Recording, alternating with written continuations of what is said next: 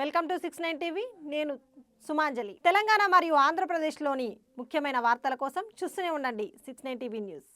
ముందుగా బులెటిన్లోని హెడ్లైన్స్. సికింద్రాబాద్లో ఈశ్వరీబాయి 107వ జయంతి. మహిళా హక్కుల కోసం పోరాడిన వీర వనితను నివాళులర్పించిన ఎమ్మెల్యే గణేష్.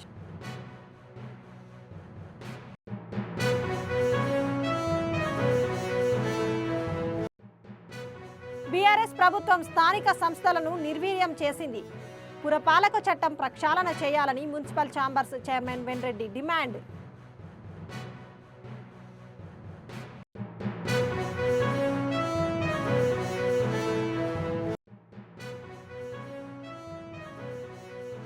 దేశ భద్రత, ప్రజాస్వామ్య రక్షణపై పార్లమెంటులో చర్చ జరగాలి.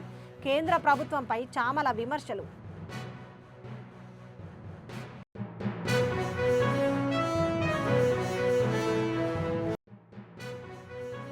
మేడారం జాతరపై సీఎం రేవంత్ సమీక్ష. నాణ్యతపై రాజీ లేదని స్పష్టం. గద్దెల వద్ద ఫ్లడ్ లైట్లు, పచ్చదనం అభివృద్ధికి ఆదేశాలు.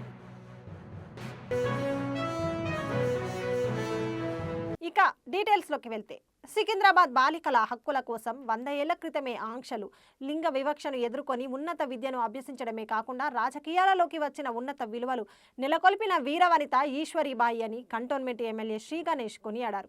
ఈశ్వరీబాయి 107వ జయంతి పురస్కరించుకొని ఆమె కూతురు మాజీ మంత్రి గీతారెడ్డి ఆధ్వర్యంలో వెస్ట్ మారేడుపల్లిలోని ఈశ్వరీబాయి విగ్రహం వద్ద ఏర్పాటు చేసిన కార్యక్రమంలో ఎమ్మెల్యే పాల్గొని పూలమాల వేసి నివాళులర్పించారు.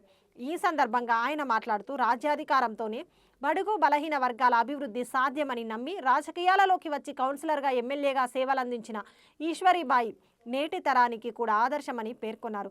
చిన్నతనంలోనే భర్త చనిపోయినా అధైర్యపడకుండా తన కాళ్ళ మీద తాను నిలబడి తన కూతురు కూడా విదేశాలలో ఉన్నత విద్య అభ్యసించేలా ప్రోత్సహించిన ఘనత ఈశ్వరీబాయికి దక్కిందని అన్నారు. ఆమె బాటలోనే వారి కూతురు గీతారెడ్డి కూడా విలువలతో కూడిన రాజకీయాలు చేశారని, గత ప్రభుత్వం హయాంలో ఎన్నో ప్రలోభాలకు గురి చేసిన పార్టీ మారకుండా తాను నమ్మిన సిద్ధాంతాల కోసం పనిచేశారని వెల్లడించారు. స్థానిక సంస్థలను గత బీఆర్ఎస్ ప్రభుత్వం నిర్వీర్యం చేసి ఉత్సవ విగ్రహాలుగా మార్చిందని తెలంగాణ రాష్ట్ర మున్సిపల్ ఛాంబర్స్ చైర్మన్ వెన్రెడ్డి రాజు విమర్శించారు. బీఆర్ఎస్ ప్రభుత్వ హయాంలో నిర్వీర్యమైన అన్ని వ్యవస్థలను గాడిలో పెడుతున్న ముఖ్యమంత్రి రేవంత్ రెడ్డికి ధన్యవాదాలు తెలిపారు.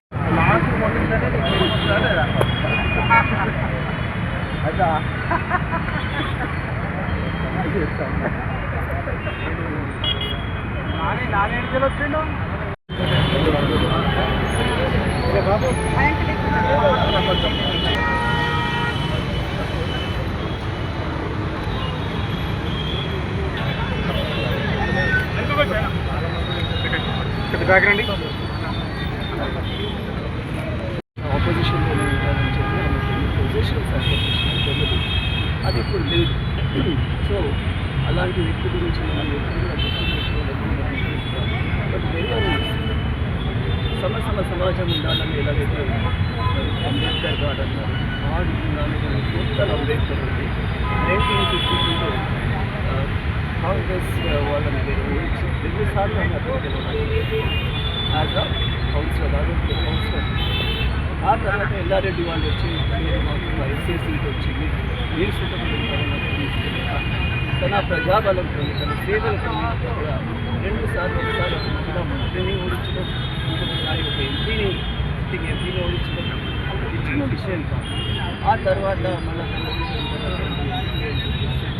నన్ను కూడా మేందరం వారిలో ఉన్నాము, మమ్మల్ని ఇక్కడికి రప్పించాలని చెప్పి హాస్పిటల్ కూడా సహాయం చేసి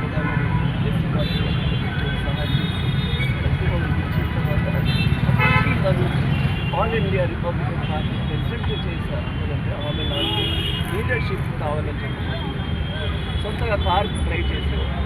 ఇవన్నీ ఆమె చూస్తే ఆనాటి రోజు 1915 మహిళలకి చెప్పాలి కదా.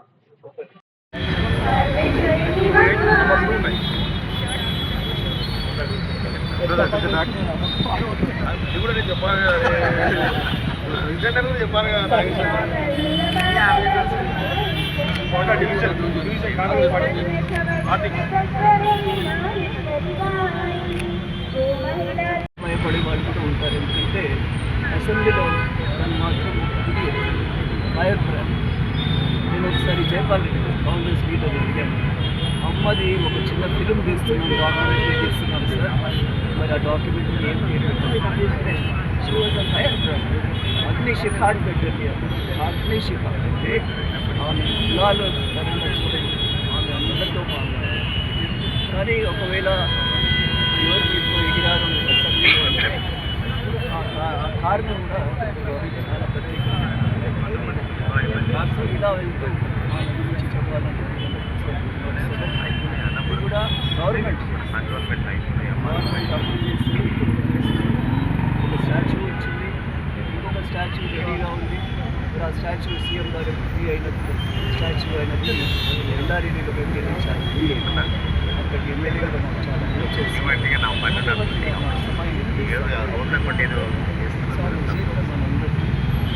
పెద్ద స్ఫూర్తి, ఆ స్ఫూర్తిని ముందుకు తీసుకెళ్ళాలి.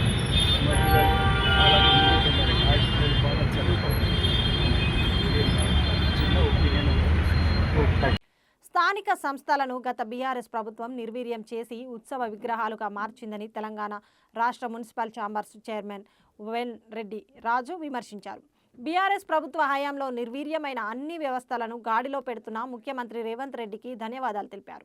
ప్రజల అభిష్టానికి అనుగుణంగా, స్థానిక పరిస్థితులకు అనుగుణంగా పాలన కొనసాగించేందుకు వీలుగా చట్టాలు ఉండాలి తప్పిస్తే అధికారుల చేతుల్లో పెట్టి ఉత్సవ విగ్రహాలుగా పాలక వర్గాలను ఉంచితే ఏ మేరకు వారు పనిచేస్తారని కూడా గమనించాలని కోరుకుంటా ఉన్నాం. దీంతో పాటు మున్సిపల్ చైర్మన్ పదవులకు నేరుగా ఎన్నికలు నిర్వహిస్తే సమర్థవంతమైన పాలన కొనసాగుతుందని కూడా తెలియజేస్తా ఉన్నాం. చట్టాలను సవరించకుండా ఎన్నికలు పెట్టి పోటీలో ఉండే ద్వితీయ నాయకత్వం ఆర్థికంగా చితికిపోయి గౌరవం లేకుండా ఆత్మహత్యలకు పాల్పడే ప్రమాదం ఈరోజు తెలంగాణ రాష్ట్రంలో ఏర్పడిందని కూడా తెలియజేస్తా ఉన్నాను. గత ఎన్నికల్లో 2019 ఎన్నికల్లో చైర్మన్గా పోటీ చేసిన ప్రతి ఒక్కరు కూడా, పాలకవర్గాలకు పోటీ చేసిన ప్రతి ఒక్కరు కూడా నానా ఇబ్బందులు పడి ఆర్థికంగా మానసికంగా కుంగిపోయి తీవ్ర ఆవేదనతో ఆందోళనతో ఆత్మహత్య చేసుకున్న సంఘటనలు కూడా కొన్ని ఉన్నాయని కూడా మీకు తెలియజేస్తా ఉన్నాను. వీటన్నింటినీ ముఖ్యమంత్రి గారు పరిగణలోకి తీసుకొని చట్టాలని సవరించాలని, పూర్తి స్థాయిలో ప్రక్షాళన చేయాలని, సమగ్ర అధ్యయనంతో కొత్త చట్టాలను రూపొందించాలని కూడా కోరుతా ఉన్నాం. ఇదే విధంగా గత ప్రభుత్వం పురపాలక సంఘాలను పూర్తిగా ఆర్థికంగా చితికిపోయే విధంగా తీసుకొచ్చింది. ప్రజాపాలన రేవంత్ రెడ్డి గారి నాయకత్వంలో కాంగ్రెస్ ప్రభుత్వం రాష్ట్రంలో అధికారంలోకి రాగానే 10 ఏళ్ల నుంచి పెండింగ్లో ఉన్న టీడీఎస్ నిధులను 2800 కోట్లను విడుదల చేసి పురపాలక సంఘాల ఆర్థిక పరిపుష్టికి, బిల్లుల చెల్లింపులకు దోహదపడిందని తెలియజేస్తా ఉన్నాం. అదేవిధంగా తీసుకొచ్చిన కొత్త చట్టంతో కలెక్టర్లు స్థానిక సంస్థలకు సామంతరాజులుగా మారిండ్రు. వారు తీసుకున్న నిర్ణయమే ఇక్కడ ప్రధానంగా మారింది, లేదంటే వేధింపులకు గురే పరిస్థితి ఏర్పడింది. కాబట్టి కలెక్టర్ల నుంచి సిడిఎంఏకు అధికారులను బదలాయించాలని కూడా ఈ సందర్భంగా డిమాండ్ చేస్తాను. ముఖ్యమంత్రి గారు మనసున్న మహారాజు, ఎట్టి పరిస్థితులలో రేవంత్ రెడ్డి గారు ఈ అంశాలను పరిగణలోకి తీసుకొని పురపాలక సంఘాలను కాపాడాలని కూడా ఈ సందర్భంగా మీడియా ద్వారా కోరుకుంటా ఉన్నాను. నమస్కారం. రాష్ట్ర ముఖ్యమంత్రి శ్రీ రేవంత్ రెడ్డి గారు అధికారంలోకి వచ్చాక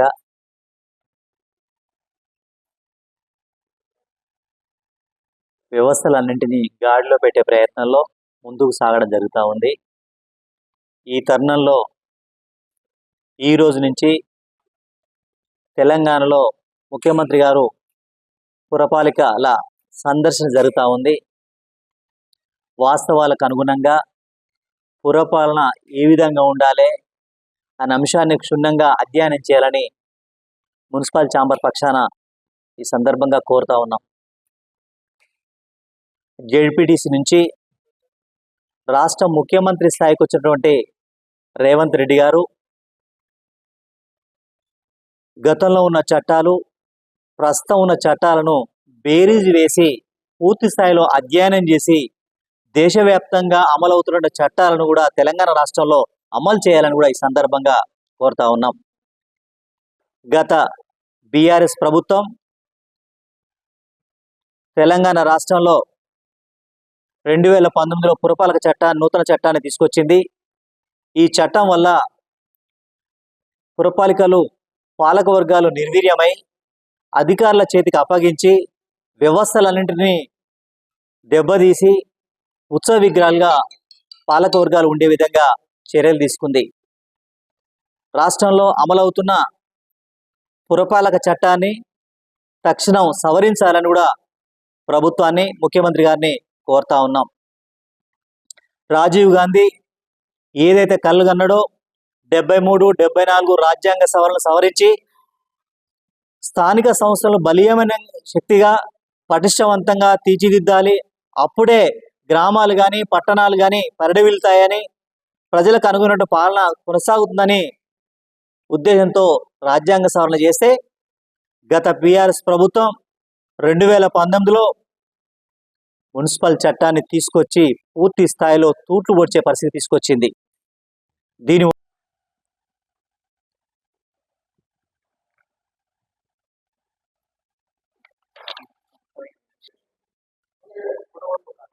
మున్సిపల్ చైర్మన్ నిర్మల్ 2 సార్లు చైర్మన్గా 4 సార్లు కౌన్సిలర్గా పనిచేసినాడు.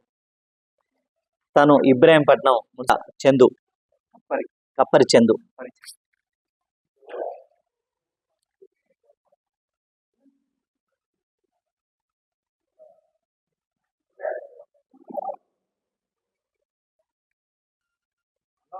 తెలంగాణ రాష్ట్రంలో ఈరోజు ఉన్న పరిస్థితులలో స్థానిక సంస్థల ఉనికి ప్రశ్నార్థకంగా మారే పరిస్థితి వచ్చింది.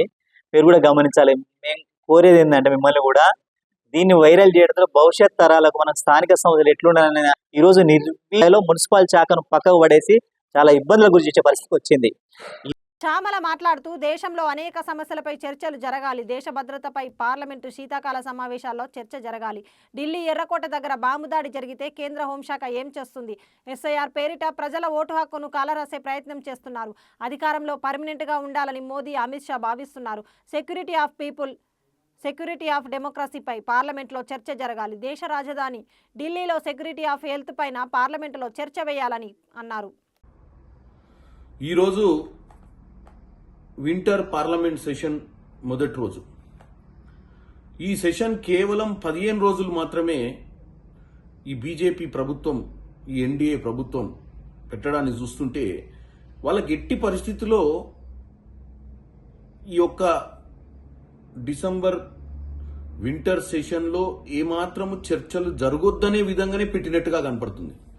ఎందుకంటే ఈరోజు భారతదేశంలో చాలా ఇష్యూస్ మీద చర్చించాల్సిన అవసరం ఉంది పార్లమెంట్లో.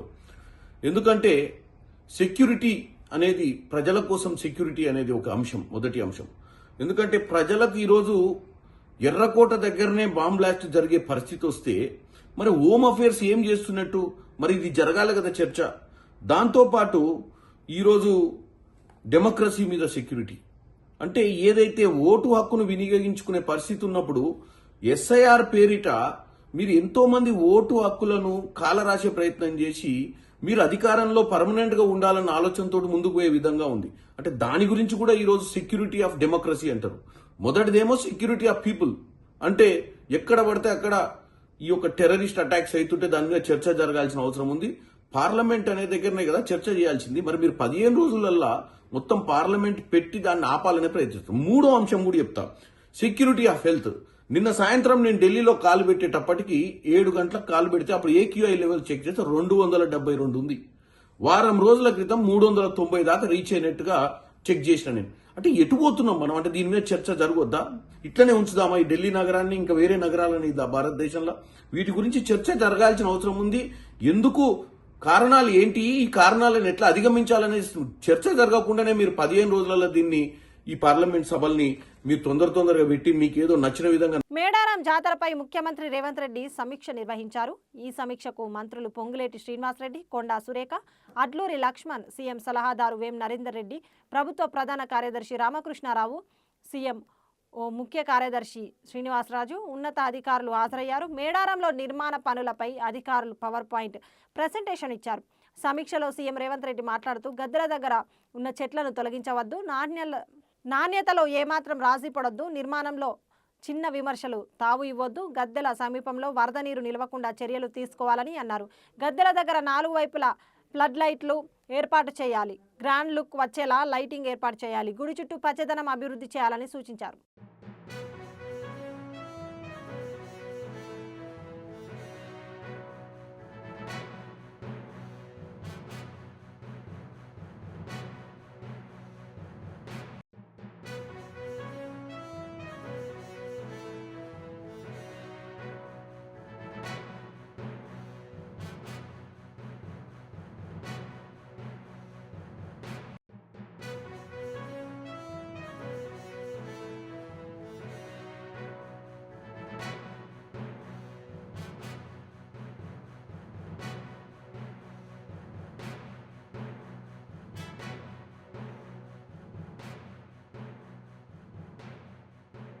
సంగారెడ్డి జిల్లా కలెక్టర్ ప్రావీణ్యను బీఆర్ఎస్ నేతలు కలిశారు.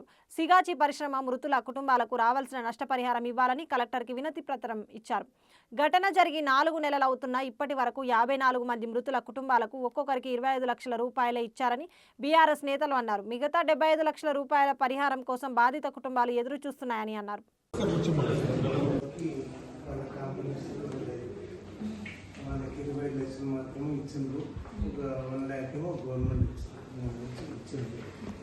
సీఎం గారు నుంచి చేసింది వాళ్ళ పని అయితే వాళ్ళు తీసుకుంటా ఉన్నారు.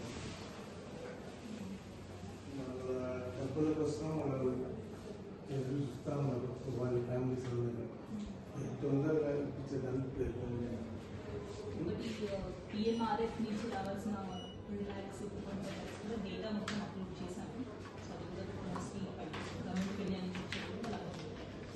ఇంకోటి ఏం చేస్తుందంటే ఇన్సూరెన్స్కి సంబంధించిన డబ్బులు కూడా దీంట్లో కలిపి చూపిస్తాం. ట్రీట్మెంట్ తీసుకున్న వాళ్ళ డబ్బులు కూడా దీంట్లో చూపిస్తా ఉన్నారు. అది కొంత చూడండి అన్నమాట. దాని మీరు ఒకసారి లేదు ఆ రోజు కూడా వారు అడిషనల్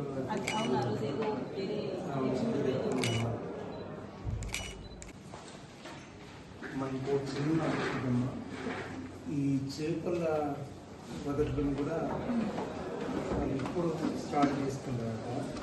అది బాగుంటుందేమో. సప్లై లేట్ వచ్చింది.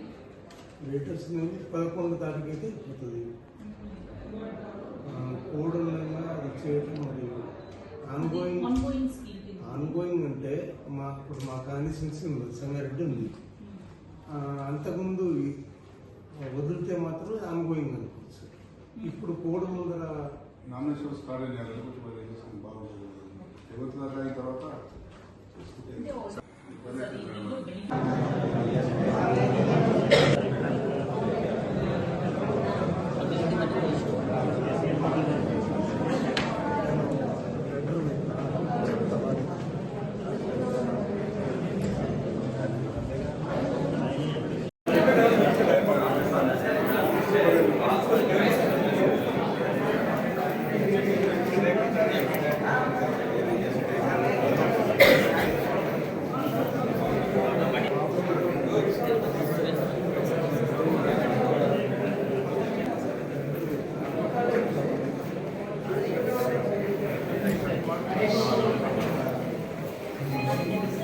సికింద్రాబాద్ తిరుమలగిరి పరిధిలో నూతన వైన్ షాప్ ఏర్పాటు చేయొద్దంటూ గ్రామస్తులు ఆందోళనకు దిగారు. రాస్తారోకో చేయడంతో కిలోమీటర్ మేర ట్రాఫిక్ అంతరాయం కలిగింది. స్థానిక మాజీ బీఆర్ఎస్ కార్పొరేటర్ స్థలం కావడంతో కార్పొరేటర్ దిగి రావాలంటూ గ్రామస్తులు డిమాండ్ చేశారు. వైన్ షాపు పెట్టొద్దంటూ నినాదాలు చేస్తూ ధర్నాకైనా సిద్ధమంటూ ప్రభుత్వం తక్షణమే చర్యలు తీసుకోవాలని ఆందోళన చేశారు. रोड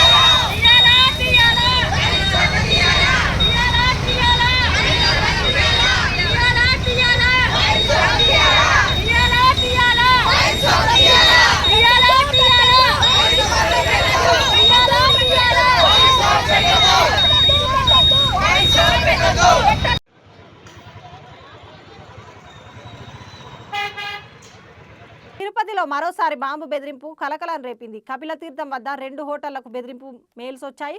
ఫిర్యాదు రాగానే పోలీసులు ఘటనా స్థలంలో ముమ్మరంగా తనిఖీలు చేశారు. బాంబు స్క్వాడ్, డాగ్ స్క్వాడ్లతో తనిఖీలు జరిపారు. 2 హోటళ్లలో అనుమానిత వ్యక్తులను ప్రశ్నించారు. గతంలోనూ తిరుపతిలో బాంబు బెదిరింపులు వచ్చాయి.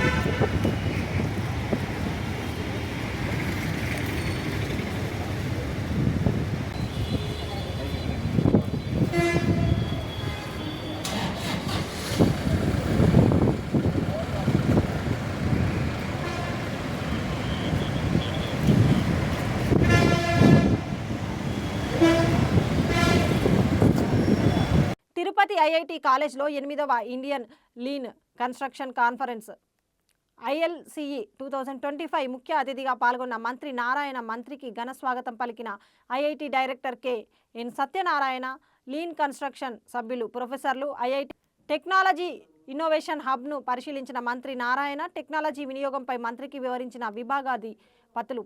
మంత్రి నారాయణ పాయింట్స్ లీన్స్ కన్స్ట్రక్షన్ పాల్గొనడం చాలా సంతోషంగా ఉంది. 3 రోజుల పాటు జరిగే సెమినార్కు దేశంలోని వివిధ కంపెనీల ప్రతినిధులు హాజరయ్యారు. నిర్మాణ రంగంలో వృధాని టైంని తగ్గించడంతో పాటు మనీ సేవింగ్ అంశాలపై లీన్ కన్స్ట్రక్షన్ పనిచేస్తుంది.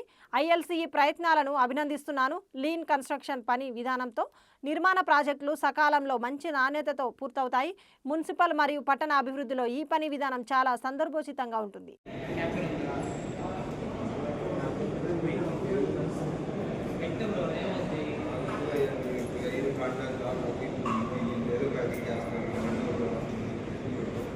దాన్ని కొత్త డబ్బులు నేను ఎవరు తప్పు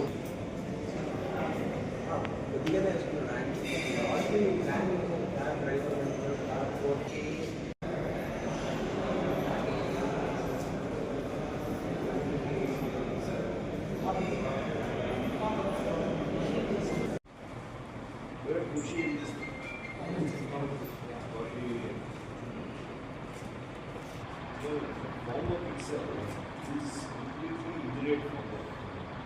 concrete is self-compacting. Vibrate uses and because these are shear walls, there are a lot of reinforcement inside. So you can't set a vibrator. Concrete is designed to compact on its own without vibrator. So 3.8 meters of in 1 floor. This end of the building to that end of the building 2 millimeter only precision line. So the problem is what focus. Though we are Institute of National Outlook, but we also say we are Institute of National Importance, global outlook and how lean construction can powerfully support the infrastructure and urban development agenda of the state of Andhra Pradesh, from housing and roads to urban services, water systems, Mr. Chandrambabu Naidu Garu, and being driven by our Honorable Minister who is here, the infrastructure development, Narayana Garu. So they're looking at accelerated infrastructure creation, and not only that, also getting into deep technologies, quantum technology. But fundamental to all this making happen, we need infrastructure. We need the urban infrastructure, we need the industrial infrastructure, we need the transport infrastructure, all this in place if these things have to really take off. So we are entering a phase of accelerated infrastructure creation, expansion of urban roads and mobility, strengthening of water supply that we need to grow. You know, the state, when it was divided, the residual state had most of the resources were all generated in this part of the state, but getting channelized to Hyderabad, where most of the development was happening. But now it helps us finish works on time, reduce rework, and reopen roads faster. Something every citizen appreciates. Lean practices also support our goals of building safer and greener cities. A clean and organized worksite improves worker safety. Most importantly, Lean encourages continuous learning. It helps to build a skilled workforce, something our state needs as we aim to create more than 20 lakh ILCE for its long-term work in building capacity, partnering with IITs, mentoring programs like ILTAP and the Indian Lean Construction Conference. ILC has created a strong professional ecosystem. Their partnerships with major companies show that Lean is not just theory. Strategic partnership with ILCE to build capacity in our engineering departments, train contractors, and introduce pilot projects. If these pilots show clear benefits, faster completion, better quality, and cost savings, we can scale them across the state. This will help us deliver urban infrastructure that is efficient, modern, and citizen-friendly. Contact construction technology promoting as a government initiative. Egypt also doing the same stuff. Hong Kong. Leonardo France. Bulletin ముగించే ముందు headlines మరోసారి. సికింద్రాబాద్లో ఈశ్వరీబాయి 107వ జయంతి. మహిళా హక్కుల కోసం పోరాడిన వీర వనితను నివాళులర్పించిన MLA Ganesh.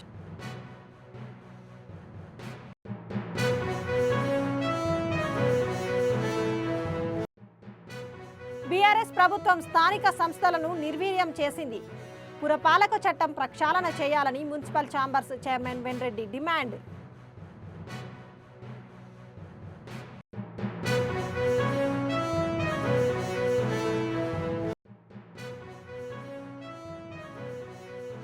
దేశ భద్రత, ప్రజాస్వామ్య రక్షణపై పార్లమెంటులో చర్చ జరగాలి. కేంద్ర ప్రభుత్వంపై చామల విమర్శలు.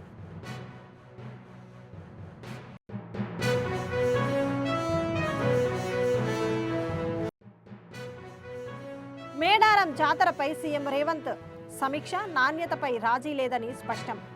గద్దెల వద్ద ఫ్లడ్ లైట్లు, పచ్చదనం అభివృద్ధికి ఆదేశాలు. ఇవి బులెటిన్ విశేషాలు. మరిన్ని అప్డేట్స్ కోసం చూస్తూనే ఉండండి 69 టీవీ న్యూస్. నేను సుమాంజలి, సైనింగ్ ఆఫ్.